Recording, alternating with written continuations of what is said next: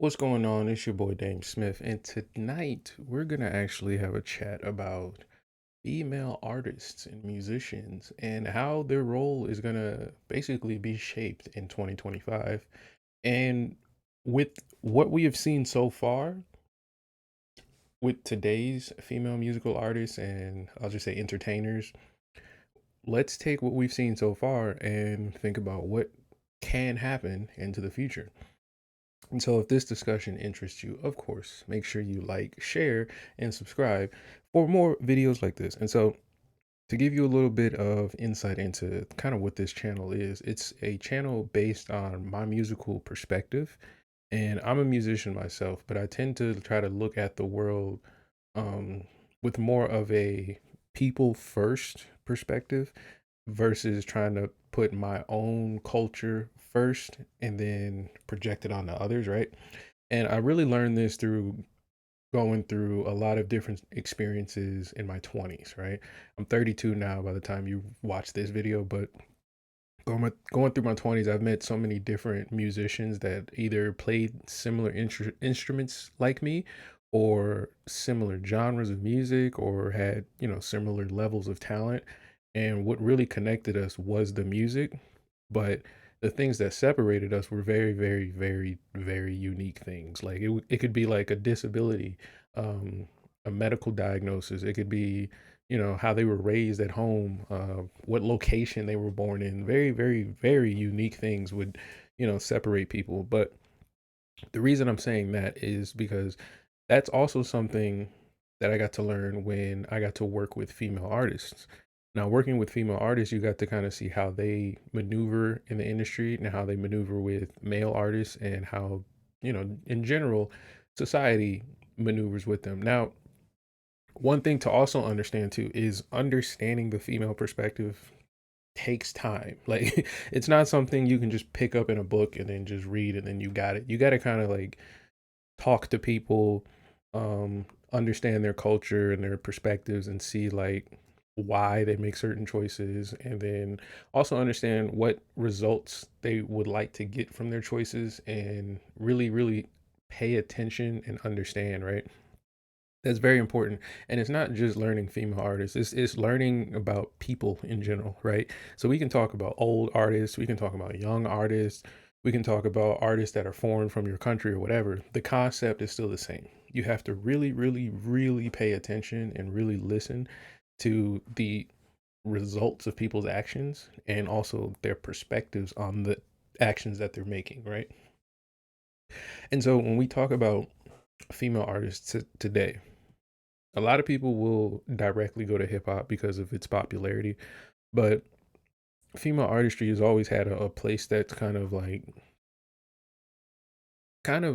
would say like an undercurrent of what drives the industry, right? And so when you think about their utility to the industry, um, femininity is just it's a great utility for being attractive, attracting eyes, bringing listeners, just marketing in general. Like just if you want to think of the capitalistic value of femininity, it's immense when it comes to just attraction, right? Everybody's attracted to femininity, whether it's, men, women, young or old. It's just nice to be around, right? And then on the other hand, when it comes to masculinity, people usually feel protected, usually feel some kind of like um, you know, satisfaction, comfort within that. And so when you can get a marriage between the two, you really get a good situation. And you often can see this played out well when you watch certain performers that have men and women on stage at the same time. You can really see how their cooperation delivers a really, really good musical performance or even like a good movie and things like that. Now, the reason that we're drawing a distinction between the perspectives between men and women here is because there are some things that men and women would like from the music industry or the entertainment industry that are different, right? And so for an example, in general, men sometimes when they're in hip hop or maybe they're learning an instrument and things like that, which driving them to do that may be a little different than a girl at the same level, right? And that's not necessarily a good or bad thing. It's just a difference, right? And so pointing out something like that can be difficult for an artist to really grasp when they're trying to get into the music business. When you're actually just, learning an instrument for the sake of it, like if you're just in school and your parents are telling you to pick an instrument, it's very easy to just be like, I like this instrument for XYZ or for whatever reason I can come up with. But if you were to think about like what kind of business results you want from your decisions, it's different in general for between men and women.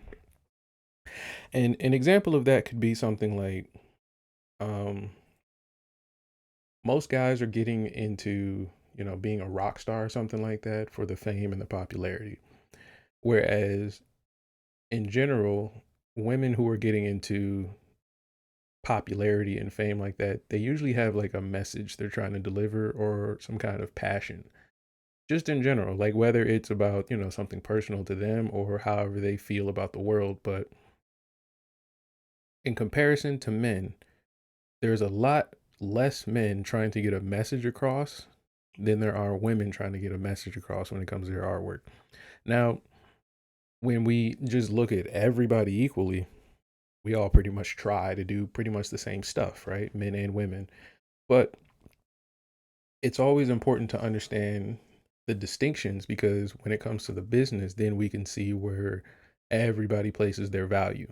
Okay. And so for women, they have to kind of figure out, all right, if I want to get into being a vocalist, that means people have to see me, people have to interact with me, pay attention to me, and also kind of like be attracted to me or the product or my singing or acting or whatever it is I'm making, right? And what works for that process? Answering that question is kind of difficult for a young artist, but when you get into the business or if you've gone to school for music and things like that, they're pretty much constant basics that everybody can kind of like land on that we know will work in general for most audiences, right? And so when we look at men for a second, it's kind of like not as cut and dry, but it's always usually down to we want to have obviously a really good, artist or product. We want somebody who can actually act, somebody who actually can play their instrument well and things like that. But as far as like having to look a certain way, men don't really have to worry about that. We can look a variety of ways. So if you take just, rock and roll, you can go from a man in leather, fishnets, and makeup to a plaid button up jeans and a cowboy hat. There's a lot of different ways you can get that same product out without the same look. In another sense, this wouldn't work for men culturally, right? So if there was a culture that had a clash with the music, meaning um like I said, cowboy hats, plaid button up shirts, and like denim jeans and things like that, that wouldn't really fit in a punk rock scene unless you made some adjustments, right? And they would have to be adjustments that complemented each other. It wouldn't be ways that go against each other's culture because that would either be just an extreme marketing, you know, scam, not really a scam, but like, you're really trying to push an issue for the sake of just being shocking, but it doesn't work because it's not something that's successful in general. And that's the key. But then when we think about women on the other hand, there are a lot of things that women have done throughout history that have just been successful that we just don't need to change, right? And one of those things could be like focusing on the male gaze, focusing on um, being pleasant. It's not necessarily being feminine, but just being pleasant. Like again, men don't have to be pleasant. Like you can meet Ice Cube, the rapper, in a you know restaurant just eating some food, and he would kind of have the right to be rude to you just based off of his brand. Now it's not professional, you may not enjoy it, but most people would be like, yeah, that's Ice Cube. Like we know him to just be him, right? Whereas if you meet most, if not any woman out and about and they're a star or celebrity, a lot of people in general expect them to be pleasant. And that's something that if you are a woman who it doesn't come naturally. You have to practice it, and it has to kind of be a thing that's a part of your job to get the job done. So this is one of the many small yet important distinctions between a female and a male artist. But maneuvering that, and amongst all the other crazy things that can happen, makes it kind of complex for working with female artists, and also working, I guess you can say, for and as a female artist. So let's think about a few examples when you're working for a female artist, right? So a female artist, if you're like her manager, or maybe you're her hairdresser, or whatever job you have to help her get her, career fulfilled, there's a lot of different moving parts that as a woman you kind of have to maneuver as a guy. So let's say, for example, something that commonly happens is guys will try to flirt with the girl or the artist, and it usually doesn't go well. Or they'll try to flirt with the girl and she's already in a relationship. Or they'll try to position themselves to have leverage over the artist. And this doesn't necessarily help the artist, and it doesn't necessarily mean that the artist is doing anything wrong if they do indulge in these things, but it does beg the question of why this opportunity even exists, right? And it's simply because of, men and women's attraction to one another. And the problem that that makes for the female artist is that you now have to kind of put a filter on who you're working with, or put a barrier between who you and you working with, right? It's kind of like the unfortunate reality of like being famous or being rich. Like if you're rich, people don't like that you're rich for whatever reason. And so you have to either protect yourself or be aware of the threat. And so a lot of female artists, it's hard to do that because you do have to work with these people, or in some cases rely on these people. You don't necessarily have to work with them, but like if someone has resources you want or need, it's either going to be say no to the opportunity and then work for it yourself, which is harder and takes a lot more time and effort, or put up with whatever they're offering, which could be, it doesn't have to be something crazy or criminal. It can just be something like, because your producer thinks you're cute, he's always sending like long text messages before he sends the files. That can be that could be annoying, but it's not criminal. It's not like illegal. He's just annoying, and he likes you, but he's just annoying. And so that little thing, men have to deal with, but it comes in a different shape for men, right? For women, they have to deal with that in just different forms, and it's kind of a thing that's expected. So I think where most people try to draw judgment for female artists is that there are females that do tend to indulge in these things, and it works. It actually, sometimes it works out for them. Like you'll be able to use your attraction points to get the things you want, and it works out well. They get what they want, either, maybe a DM, you sent them a kissy face emoji, and now they're sending over the beat that you asked for 10% less. And so now your producer can, make some moves on the beat. But I don't know. This is something that I think is not really something I can judge, but it's really something I can observe. And if I were to judge it, I would say it's something that if you want to do that, you got to think about optics. And again, optics is important for any artist of any genre, of any gender. You want to think about what this looks like at the end of your career, if you care. Some artists are out here and they just, they're superstars. They're just gonna burn out one day and leave nothing behind. But if you're a person who's trying to like really like shape a career for yourself that you can like defend on your own, you don't need your fans to defend it. You can just say, yeah, this is what I built. You kind of want to think about these choices. You want to be very intentional with who you're working with, why you're working with, and honestly intermingle your own culture into how you do business. So with that, what does that look like? What does that even mean? So if you're a young female artist right now, or just a musician, what does your life look like when you're like 50, 60 years old? Are you still a musician? Do you wake up in the morning and drink tea? Do you have children? Are you married? Uh, is your husband tall? Does your husband work with you as a musician, or does he is he just doing another job while you're a musician? Are you paying the bills? Are you a musician professionally, or is this more of a hobby or a passion? And so once you figure that out, then you can be like, okay, when I get in the studio tomorrow or tonight and Jamal texts me something flirty and he starts getting all annoying about the beat, will putting up and entertaining him get me that lifestyle that I just described? If that's even your lifestyle, right? And so that can be a question that once you answer, you'd be like, all right, I'm about to ghost Jamal.